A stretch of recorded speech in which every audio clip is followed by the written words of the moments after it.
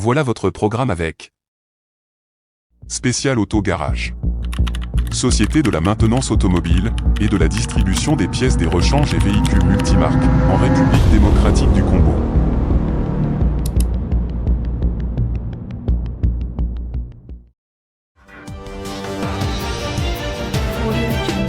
SAG politique, présenté par Mathieu Takizala. Bonjour et bienvenue dans la chaîne francophone de Kinshasa de l'économie InfoSAG. On a promis hier que le débat politique va revenir aujourd'hui, le mardi, avec SAG politique. Nous allons des invités qui sont là très très importants et ce ne sont pas des personnes à présenter. Et c'est le grand parti traditionnel qui sont aujourd'hui au niveau de la République démocratique du Congo, l'ancien régime, mais ils sont toujours dans les affaires. Le régime actuel, vous savez, la politique, c'est le sport. La politique, ce n'est pas les ennemis, ce sont des adversaires. Nous avons 3 sujets principaux. Le premier sujet, le gouvernement. Nous voyons que Mme Judith est en train maintenant de faire des tractations pour créer un gouvernement après la nomination de l'ancien ministre de Plan. Et on l'a vu hier à la sortie, tous les états-majors politiques essaient de dire qu'il faut réduire la taille du gouvernement. Nous avons aussi, pour comprendre cette prix d'or à Kinshasa, ça coûte combien pour créer un prix de forage. Et puis, l'aéroport international de Kinshasa, qui a droit dans le salon d'honneur. Et je m'allais dire bonjour, je commence par Simila. Monsieur Simila, bienvenue dans ce plateau de SAG politique de ce mardi, avec l'actualité qui brille à Kinshasa. Je vous remercie, Monsieur Takizala. C'est un honneur pour moi de pouvoir être ici, partager un peu ces moments d'échange citoyen avec la population qui va nous suivre. Et nous suivre aussi, c'est une participation. Je vous remercie énormément et merci beaucoup à vous. Merci beaucoup aux téléspectateurs qui sont en train de nous suivre. L'IDPS, 38 ans d'opposition, 6 ans déjà, on est en train de partir dans la 6e année. Vous récupérez le pouvoir, le 13 parlementaire. Et maintenant, l'actualité brille. Aéroport international d'Ingili, Maître Toms, qui a droit dans ce qu'on appelle le salon d'honneur. Est-ce que c'est uniquement pour le politique? Voilà, bienvenue dans ces salles politiques de vous. Oui, à tout seigneur, tout honneur, je remercie son Excellence Félix Antoine Tshisekedi Tshilombo, celui que nous avons toujours appelé Fachibeton de Yerushalema, pour sa diplomatie intelligente et active et gagnante. Et aujourd'hui, le monde des langues se délie pour dénoncer l'agression, les pillages et les vols. Et sans oublier les massacres de nos frères et sœurs qui sont en train de tomber du jour au jour. Et on ne peut pas dire le massacre, mais la génocide à perpétuité installée au Congo, que la communauté internationale a fait les sourds d'oreilles. On a vu les célébrations des 30 ans de génocide de Rwanda, mais il y avait au moins 800 000 personnes. Les Rwandais se sont eux-mêmes entretués sur la complicité de la communauté internationale qui voulait occuper notre pays. Mais chez nous, en RDC, on est déjà à 16 millions. Silence cathédrale, silence cimetière de la communauté internationale, complice de tout ce qui se passe en RDC. Mais avec la diplomatie de son Excellence Félix Antoine Tshisekedi Tshilombo, nous attendons que les choses iront mieux. Et la question que tu viens de me poser à ce qui concerne les salons d'honneur à l'aéroport. À l'aéroport, d'abord, l'RVA, c'est une société commerciale. Quand on parle sur la situation des salons et ce qu'on sort, moi je vais directement au but pour te dire que non, on avait appris qu'il y avait quelques petits problèmes qui s'est passé à l'aéroport sur la personne de Monseigneur Ambongo.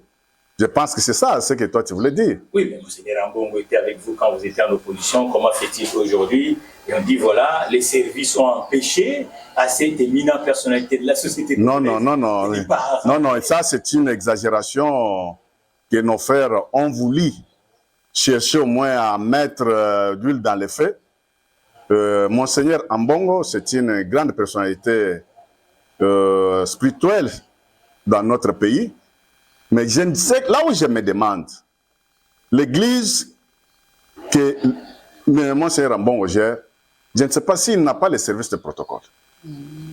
Parce que ce n'était pas lui qu'on devrait au moins apprendre que non, il y a eu quelques problèmes, soit on a voulu le faire quitter là où il pouvait se mettre pour lui amener dans l'autre salon, tout ceci qu'on soit. Mais les services protocolaires de Monseigneur Ambongo, ça a failli. Il était au niveau d'un service public qu'on appelle RVA. Mais c'est ça que je te dis. Non, à l'aéroport, justement, c'est une autorité. Toute autorité doit avoir ses services. C'était ces services à lui qui devraient anticiper, soit avancer à l'aéroport pour l'accueillir et chercher là où on pouvait l'installer. C'est les services de Monseigneur Ambongo qui ont failli. Moi, j'ai travaillé à l'aéroport plus de 10 ans. J'étais dans la compagnie Walter. Quand j'étais Walter, j'ai travaillé avec Ewa Bora. Jusqu'en 2009 que j'ai abandonné. J'ai quitté la société quand il y a eu fusion entre Fly Congo et ce qu'on sort. Je connais comment l'aéroport se passe. Il n'y a pas longtemps, il y avait encore un autre salon qui a été récupéré par la maman du sénateur à vie, Joseph Kabila-Kabange, Maman Sifa. La Massifa avait aussi un salon dans sa charge, un salon commercial. Avant d'accéder dans ce salon-là, tu avais droit de payer les frais pour être installé dans le salon.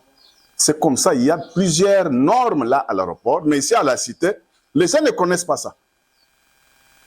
Soit il est arrivé dans un salon commercial et il faut payer. Il y a des salons diplomatiques, des salons présentiels, et il y a plusieurs salons là à l'aéroport où on installe des personnes selon leur grade, selon leur façon de faire des choses, selon leur des autorités, ce qu'on sort. Mais demande-toi, nous, cette question-là, on doit les poser au service protocolaire de l'Église catholique, soit de l'Église. Pas au service de la RVA non. Qui gère l'aéroport. Non. Mais c'est similaire, vous êtes de la société civile. Oui. Comment vous avez appris cette nouvelle qui est sur les réseaux sociaux jusqu'à aujourd'hui, qui parle que le prélat catholique, Monseigneur Ambongo, qui était de passage à l'aéroport international d'Ndjili, soi-disant salon d'honneur, personne non ingrata. Maintenant, qu'est-ce qui se passe et qui a droit? C'est aujourd'hui qui a droit dans ce salon. Est-ce que c'est aussi pour les prélats? Est-ce que c'est réservé aux officiels du côté politique? Et c'est nous, les hommes d'affaires, on nous aidera de passer dans les salons VIP. Bon, on sait qu'il y a, je peux scinder votre question en deux parties. La première question concernant l'accessibilité au salon.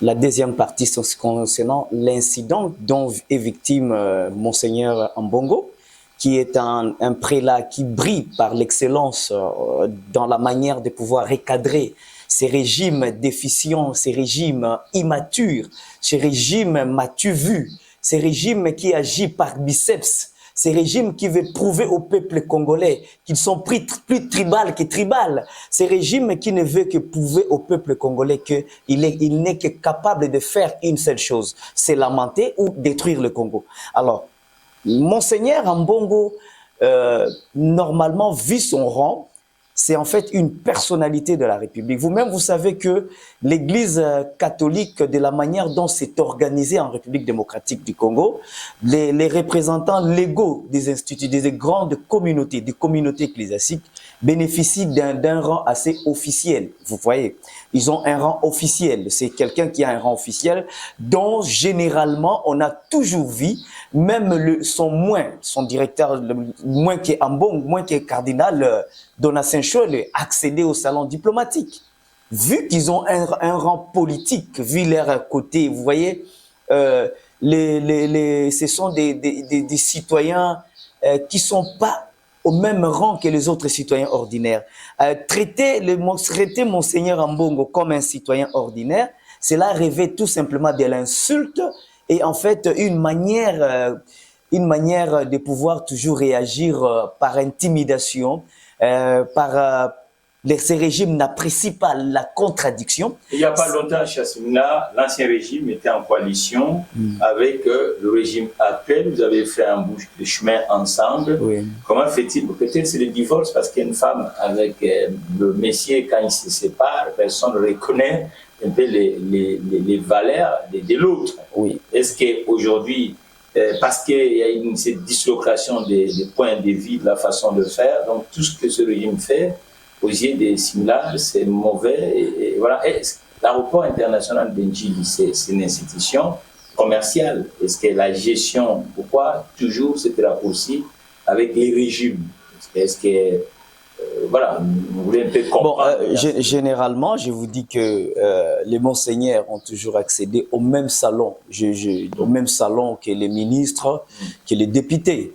Et ça n'a jamais causé du tort à quelqu'un. Ils ont toujours accédé au même salon, à l'aéroport d'Ndjili, au salon qu'on appelle généralement le salon diplomatique. Ils accèdent facilement et on ne les fait pas payer. Ils accèdent selon leur rang. Vous savez, il y a ce qu'on appelle en matière de droit. Il y a des choses qui ne sont pas écrites sur le plan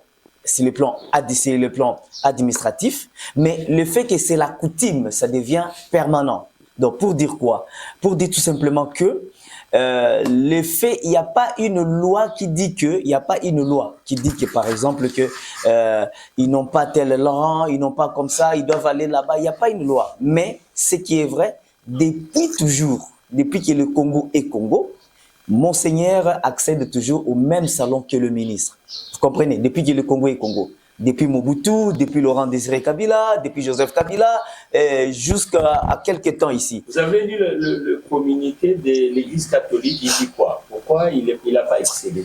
Bon, nous avons seulement compris que les soucis du régime et tout simplement, vous savez vous-même que le prêtre catholique a eu à faire des propos, a eu à rappeler les régimes actuels à l'ordre, a eu à lui demander quand même de pouvoir se remettre sur le droit chemin par rapport à la peine de mort, par exemple, par rapport à la mauvaise gestion. Vous-même, vous voyez, nous sommes dans un pays où on arrive à payer pour un fait d'arrestation arbitraire qui n'est pas un fait d'arrestation arbitraire, on arrive à décaisser 27 millions de dollars qui normalement peuvent couvrir pratiquement plus de 60 kilomètres de route.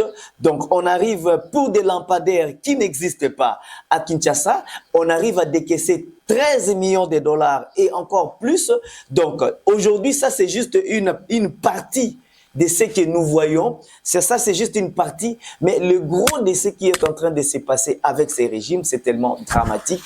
L'argent du peuple congolais est lapidé, l'argent qui peut servir à soutenir l'économie nationale, l'argent qui peut servir à soutenir les monnaies, ils ont créé, vous imaginez ce qui est grave avec ces régimes, ils ont même créé le vol tribal.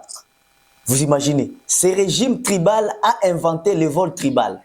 Le ministre des Finances, Moulouba Dikassai, le ministre... Ils ne sont pas congolais, les Balouba? Je m'excuse, laissez-moi finir mon idée. Ils sont congolais, mais ce que nous refusons est que les gens, nous avons toujours dénoncé le fait que les gens d'une même tribu puissent occuper la Banque centrale, la justice dominée, ministre de Justice Roti Mutombo et le Dikassai. Et puis avec tous ces gens-là, vous vous retrouvez avec 27 millions qui est décaissé de façon tribale, au profit d'un sujet kassaïen, d'un sujet Moulouba. Vous comprenez? Donc, ils ont fabriqué de toutes pièces le vol tribal. Même pour voler, Martin Bakole, c'est un Moulouba. Tous ceux qui ont bénéficié de l'argent volé du trésor public, ce sont des Balouba. Ils ont inventé le vol tribal. Écoutez, je dis ceci. Je vous montre que c'est un mal par rapport au pays. Nous ne pouvons pas instituer le tribalisme. Le tribalisme en soi favorise la médiocrité. Et c'est cette médiocrité qui tue notre économie aujourd'hui. Le vol tribal, les détournements tribal. Donc les gens font tout comme si la République appartenait à un tribu. Quelle est votre réaction, votre compatriote, co-débatteur même? Il dit la nation est devenue dans ce qu'on appelle l'arrière-cour. Et comment vous allez réagir? Ça me fait très mal d'écouter dans une bouche d'une grande personnalité que je respecte, ça sort des insanités. Ce sont des termes de basse classe qu'il est en train d'évoquer. Du fait que moi, je l'ai connu comme un PPRD. Je ne sais pas, ici, il est comme société civile ou bien comme un membre... Société civile affiliée au PPRD. Non, c'est sympa. Il est membre de PPRD. Mais les gens de PPRD n'ont pas une leçon à donner dans ce pays-ci. Pourquoi quand ils évoquent les choses de tribalisme? Mais aujourd'hui, avec le régime de PPRD, c'était le même régime avec AFDEL. PPRD, c'est l'AFDEL. L'AFDEL est venu, nous avons vu RCD Goma. RCD Goma, CNDP. CNDP, nous avons vu M23. M23, c'est PPRD. C'est toujours la même chose. Mais ces gens-là nous ont amené des étrangers dans ce pays-ci. On a vu des ministres étrangers que je n'ai même pas cité le nom, Kamara, Wakai, Karesi, consort. On a vu James Kabarebe ici, chef d'état-major général. Et on a vu un autre monsieur qui était ici, un bras droit de PPRD. Aujourd'hui, il est ambassadeur en Rwanda. Je ne sais pas si dans quel pays on l'a envoyé. Mais quand il parle des choses terre à terre, il n'a pas des arguments à donner, soit des accusations fondées, mais il crée d'autres choses pour dire que non, les vols tribaux et ce consort. Bon, il pouvait me dire que toutes ces personnes-là nommées, ce ne sont pas des Congolais. Là, j'allais accepter.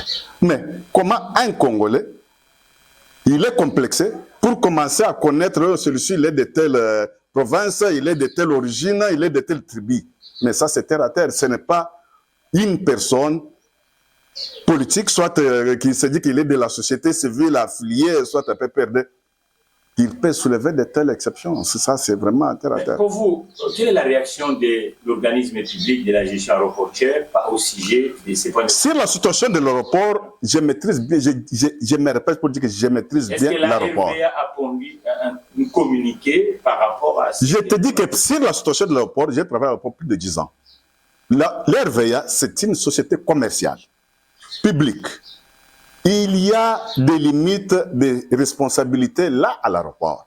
Je viens encore pour te dire que même son Excellence Félix Antoine Tshisekedi Tshilombo, quand il voyage, il a ses services protocolaires. Donc, il y a un communiqué côté de l'RVA. Bon, qu'il y ait communiqué ou non, mais je suis en train de vous dire la réalité des faits, de ce qui s'est passé à l'aéroport. Ces incidents-là ont été dit à cause des manques de l'organisation sur l'entourage de Monseigneur Ambongo. S'il avait ces services protocolaires, ces services-là pouvaient lui amener là où il devrait s'asseoir selon son rang. Et l'Église catholique n'est pas la seule Église ici au Congo. Nous sommes dans un État laïque, là où il y a plus chaque Église. Mais le pourcentage des catholiques... Non, évite ça, évite ça. Non, il n'y a pas de question de... Non, mais je peux te faire donner l'exemple facile. J'évoque l'exemple terre à terre banal. L'église ACK. Ici à Kinshasa, ACK a plus de 300 églises dans nos communes. Différemment avec l'église catholique. Et ici à Kinshasa, ACK a plusieurs adeptes que catholiques. Pourquoi Moukouna ne peut pas aussi faire l'orgueil pour dire que non, j'ai plusieurs églises ici que catholiques? On est dans un État laïque. Ici, on n'est pas au Qatar, ou bien en Afghanistan, ou bien on n'est pas en Rome pour dire que non, l'église catholique devient une église d'État. Il faut avoir des respects. Non. Toutes les églises que nous avons ici doivent toujours avoir le respect et sont au même pied d'égalité. Il n'y a pas des exceptions pour commencer, non, parce qu'il est catholique, il est protestant, il est kimbanguiste. Vous dirigez, rencontrez un peu votre co-débatteur. Est-ce que ce que le co-débatteur est en train de dire au sujet de la gestion collective, vous ne pouvez pas le rassurer parce que... Non, mais lui ne peut pas parler de la gestion de ce pays ici. Lui savent... Il devient soudanais, donc... Non, il n'a pas même droit. Si je savais que non, je devrais... à rencontrer quelqu'un de PPRD, je ne pouvais pas venir. Mais ce sont des concitoyens congolais. Non, des concitoyens congolais, mais ils ont géré pendant 22 ans. Qu'est-ce qu'ils nous ont laissé à l'Est? Des accords bidons qui ont hypothéqué ce pays. Et dans leur gestion, il y avait aujourd'hui, quand il y a un vol, soit un détournement, parce que dans l'histoire publique, on dit que détournement, on ne parle pas de vol. Quand il y a des détournements sur Reste République aujourd'hui, tout sort au créneau. Mais à leur époque, il y avait un directeur de cabinet, on parlait des choses de rétrocommission de 32 millions de dollars et ce qu'on sort. Mais quand on parle de 32 millions, mais les 300 millions, bien de 3 milliards qui étaient versés quelque part, c'était parti où? Mais aujourd'hui, il y a des transparences. Avec la gestion de son Excellence Félix Antoine Tshisekedi Tshilombo, il y a des suivis. Il y a même une institution oubliée à intérêt à leur époque, IGF, et le Tour de compte, qui fait le suivi de chaque chose et à chaque moment. il y a des dénonciations, il n'y a pas des arrestations, il n'y a pas de tueries, et ce qu'on soit différemment avec les 22 ans que nous avons traversés. Et aujourd'hui, tous les PPD sont des milliardaires. Et tout, il y avait il y avait des exonérations, des vols, de détournements. Ce sont eux. Ce sont eux avec les personnes qu'ils ont laissées. Ils ont voulu faire la continuité, mais ça ne marchera pas parce que tout doit être dénoncé. Et le premier sujet va tellement... Non, mais tout doit être dénoncé. Non, on s'excuse. Hein. Tout doit être dénoncé. Et c'est ça la beauté de la démocratie que nous prenons aujourd'hui. Est-ce qu'on peut atterrir dans le deuxième sujet? Non, mais je peux réagir en disant que c'est une lecture dont la plupart des... Si on était à téléphone ouvert, je pense que les Congolais, lorsqu'ils allaient réagir, mon frère allait avoir du mal à rentrer chez lui parce qu'il allait être tellement humilié. Vous savez, on ne peut pas faire en sorte que comme si tout celui qui a été Congolais sous les drapeaux durant le temps de Kabila est membre du PPRD. C'est en fait une façon erronée de voir. C'est cette façon, c'est cette politique qui consiste à dire nous devons chasser tous ceux qui soient compétents ou pas, on chasse, mais on prend des incompétents. Mais nous les avons acceptés. Tu sais que je travaille avec tout le monde. Tu n'as pas fait la politique de toi, je me mets. Je m'excuse, je peux continuer. Vas-y. Alors, c'est la première des choses. On a institué la peine de mort. Pas contre les ennemis du Congo, parce que les régimes actuels fricotent avec les Rwandais. C'est connu de tous. À tel point, plusieurs médias internationaux ont parlé réellement sur la question de l'Est. Vous imaginez si nous n'étions pas, si la RDC n'était pas représentée au génocide rwandais, parce que j'ai vu deux médias au moins, la RTBF et la télévision suisse. La RTBF qui a revenu après en disant non, tout ça. Bon, la RTBF, qui a fait les rétropédalages. Les rétropédalages, bien sûr, c'était sur base de pression. Oh là là. Ou c'était sur base d'intimidation. Parce que qui? Est-ce qu'il y a une considération? Est-ce que vous ne savez pas qu'un journaliste français qui avait parlé du mal, un journaliste belge, un journaliste israélien, qui avait parlé du mal du président Félix, il avait parlé du mal du président Félix, il était contraint à revenir sur ses propos et à demander pardon. Mais lui, il est israélien, comment il va revenir? Non, je m'excuse. On lui avait contraint. On lui avait contraint. Vous savez, quand on est au pouvoir, on a les moyens d'État pour accéder, pour faire pression, voilà, même dans notre pays. Je terminerai en disant ceci. Il compare l'ACK à Mukuna. L'ACK, c'est une église, ce n'est même pas une église, c'est une secte tribale. Comment peux-tu comprendre que cette expression tribale? Parce que je vous dis qu'il y a un groupe de Congolais qui avait pris l'option de tribaliser la République et de dominer les Congolais tribalement. Je vous donne comprendre. L'ACK est un outil du tribalisme dominateur. Vous imaginez une congrégation ecclésiastique qui naît à Kinshasa, fondée à Kinshasa, pas fondée dans les Kasaï, à Kabeyaka Mwanga, mais fondée à Kinshasa. Mais lorsque ça doit lancer un pasteur à Kinshasa, lorsque ça doit promouvoir des pasteurs, c'est toujours les Mukendi, les Chipanga. Lorsqu'il faut des intercesseurs, Tapinga, Mbouyi, Mwabani, Nini. Donc, est-ce que nous pouvons comparer cette église à l'église catholique, à l'église... Non, je m'excuse. Non, Takizala, je m'excuse. Non, monsieur Takizala, je m'excuse. On ne peut pas comparer l'ACK à l'église catholique. C'est une secte tribale. Et ça n'a rien à voir avec l'église.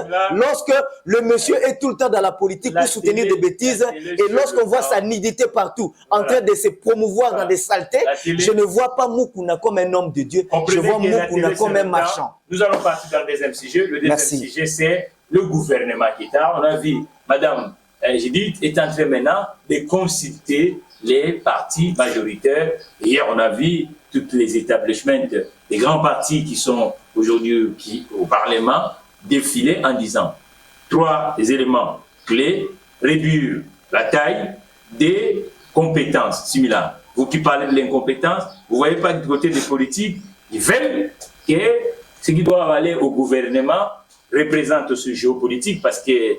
Monsieur Takizala, le PPRD a dit clairement, le FCC a dit clairement que ces régimes issus des élections dramatiques qui n'ont pas respecté, qui ont violé la loi, le peuple ne peut rien entendre de lui. Donc, le PPRD n'attend rien de ces régimes. Ces régimes, c'est un régime est un régime qui évolue dans un esprit de distraction du peuple congolais. Observe, on a eu des consultations. Félix a fait plus de 2 mois. Monsieur le Président de la République. Non, je m'excuse. Vous n'allez pas, ça vraiment, ils ont appelé Kabila. Je n'ai vu personne aller. Non, je m'excuse. Ils ont appelé, non, je m'excuse.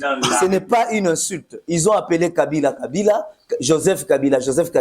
Je n'ai pas vu quelqu'un arrêter. Si on peut m'arrêter pour ça, je vais, alors, donc, ce n'est pas interdit. Non. Écoutez, Monsieur le Président de la République ou Monsieur Tshisekedi? Joseph Kabila Kabange, je viens de l'appeler Joseph Kabila Kabange. Mais je suis de la même famille politique que lui. Oui. Ça ne crée pas de problème. Pourquoi lorsque je parle de Félix Tshisekedi? C'est un monsieur ou pas? Non. Monsieur Tshisekedi. Je pense qu'on peut aller, c'est juste, s'il faudra ajouter ça, on verra dans un autre contexte. Ce qu'il faudra dire clairement, au stade actuel, les régimes en place a mis plus de 2 mois. Félix a mis 2 mois en train de chercher un premier ministre qui était à côté de lui. On parle de la Constitution. Non, on y va. Attends. Je quitte là. Je quitte pour quitter. Non. Vous avez élaboré. Non. Nous quittons.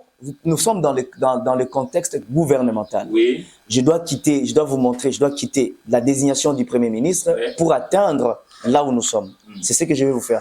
Félix Tshisekedi a fait plus de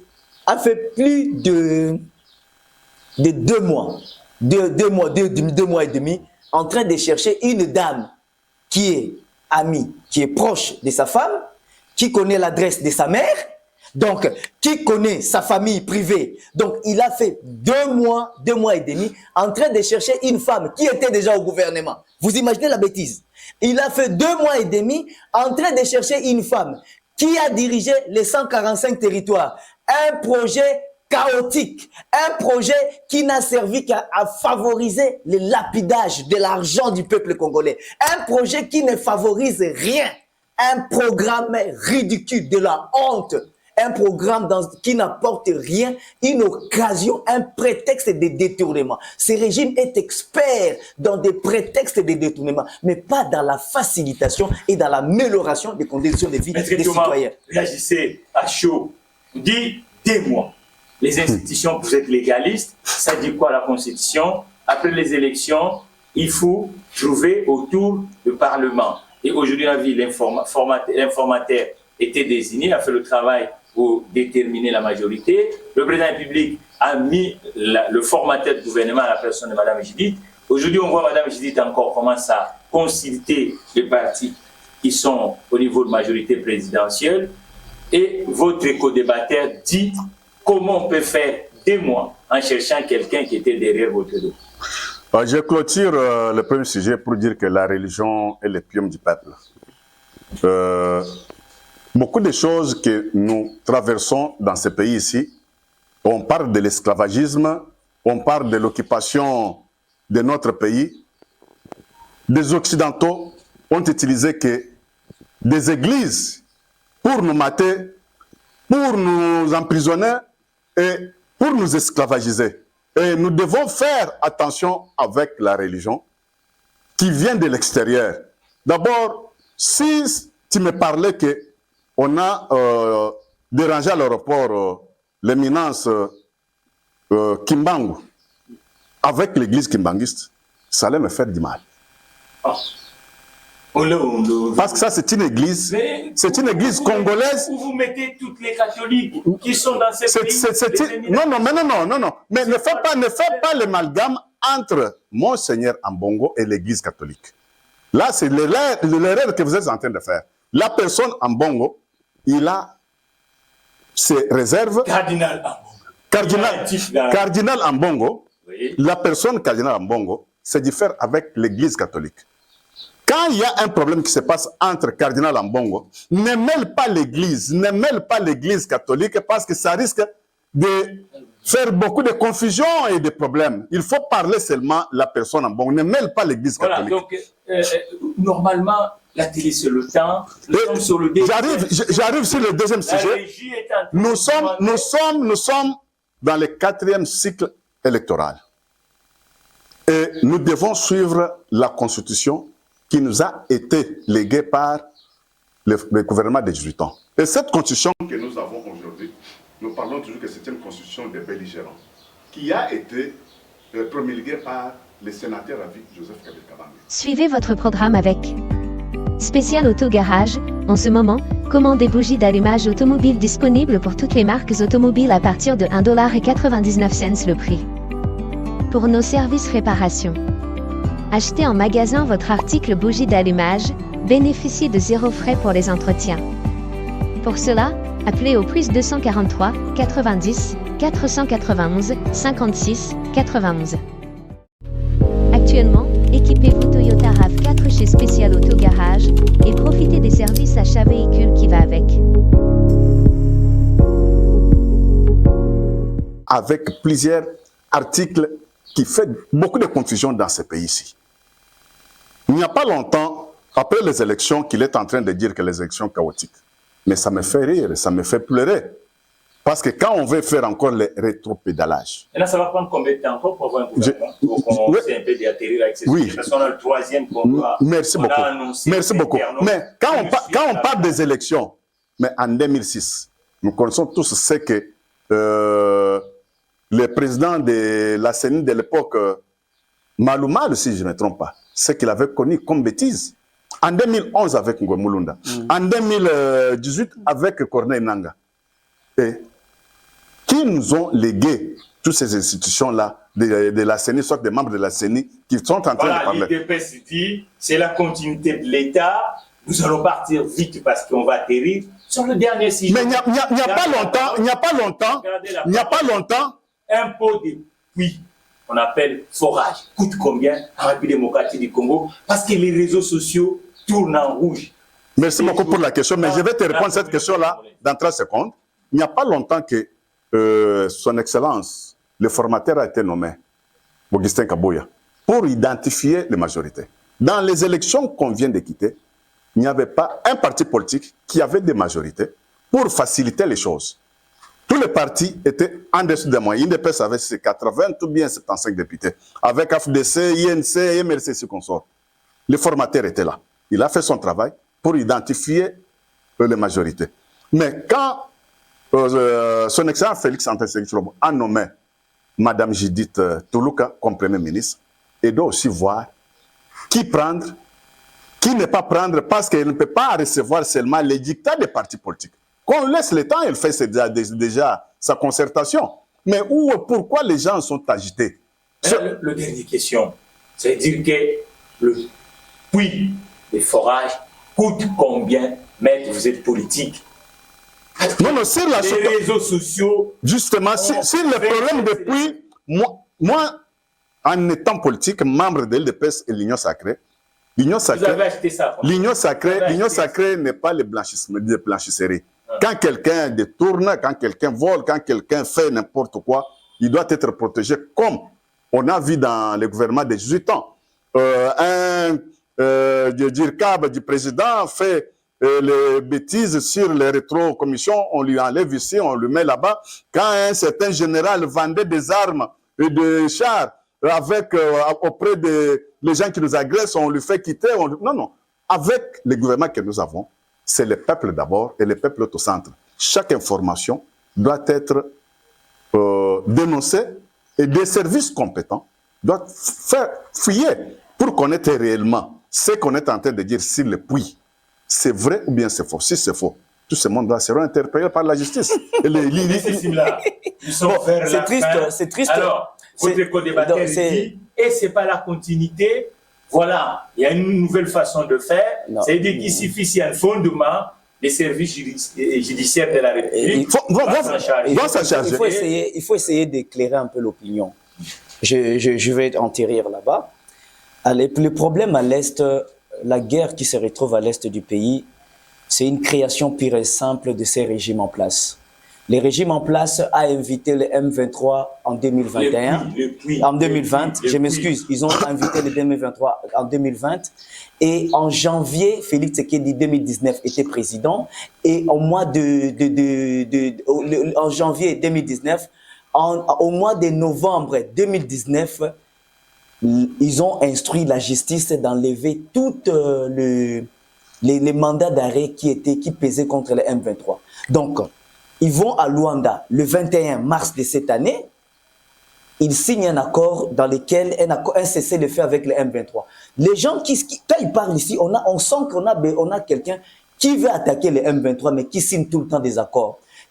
Lorsque Kagame réclame les accords que eux ont signé. Je dirais ceci. Il dit non, est-ce qu'aujourd'hui, un bien acheté par l'État congolais doit être, si c'est gonflé, à plus de 2000 fois. Il y a des forages ici à 3000 $. Lorsque vous ajoutez un peu les moteurs, beaucoup de trucs, vous pouvez atteindre le prix maximal. Vous pouvez atteindre dans les 15 000 $. Mais ils vont à 256 000 $ pour un forage. On se pose la question, ce sont des forages dorés ou c'est juste, vous regardez aussi, le ministre Rugota est utilisé comme un stylo. Non, c'est Moulouba.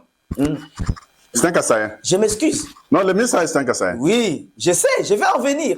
Le ministre Rugota est utilisé comme un stylo. Non, confirme que c'est un Kassaïen. Je m'excuse, laisse-moi finir. Le ministre Rugota Est-ce